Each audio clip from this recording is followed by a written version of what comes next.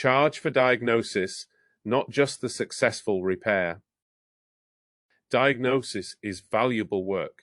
Treating it as free teaches customers to value it at exactly that price.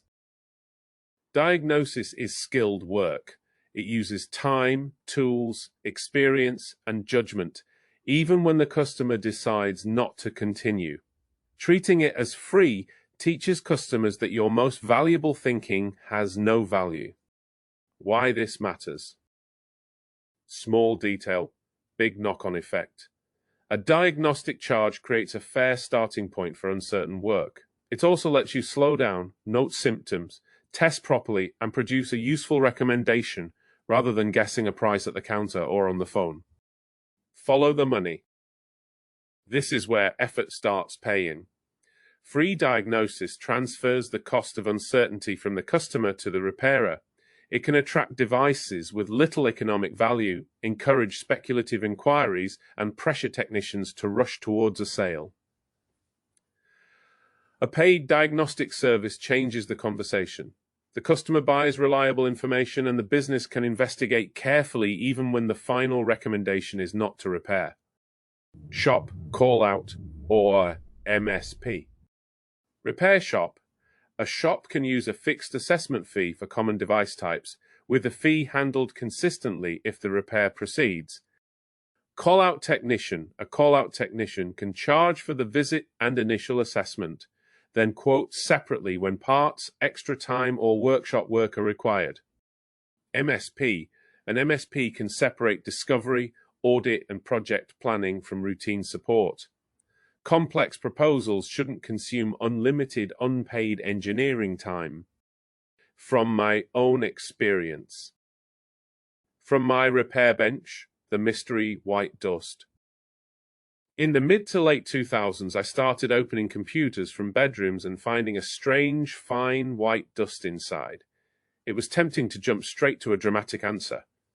The real source was often deodorant spray. The fans had been pulling the mist through the case and coating the components. On another job, the white dust had a completely different source. A cat litter tray was sitting beside the computer. The PC had been breathing in the litter dust every time its fans ran. Same color, similar build-up, very different customer conversation. That is why diagnosis is paid work. A technician has to observe, test, and ask the question nobody thought mattered. Guessing from the first clue is quick, but it is not professional. The answer is not always hiding in a diagnostic code. Sometimes it is sitting next to the tower with a small plastic scoop. Diagnosis starts before the screwdriver. Diagnosis is not a warm-up for the paid work. It is the skilled work that decides whether anything else should happen. Diagnosis uses equipment, software, training, experience, and time. It carries risk. It may require disassembly, research, substitute parts, updates, repeated testing, and the patience to wait for an intermittent fault to stop pretending it is fixed. A diagnostic fee should be clear before intake. State what it covers, whether it is credited towards an approved repair, and what the customer receives if they decline. The result may be a repair quote, a report, confirmation that data recovery is needed, or advice that replacement is better value. If the business costs £100,000 a year and has 2,000 genuinely billable hours, the cost is £50 per productive hour before profit. Charging £45 does not make you competitive. It makes each successful hour £5 worse. Do not promise a final repair price before diagnosis where the device may hide more damage. A liquid damaged laptop is not one fault. It is a crime scene with a keyboard. Measure it or guess forever. Track diagnostic fees collected, conversion into repair work, and time spent on declined jobs. The service should cover the cost of professional investigation without relying on every quote being accepted.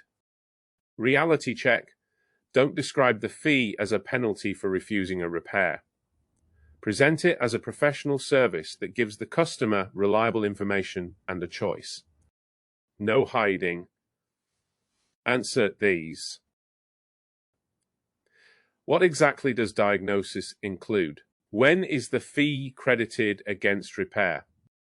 What evidence does the customer receive? How are no-fault found cases handled?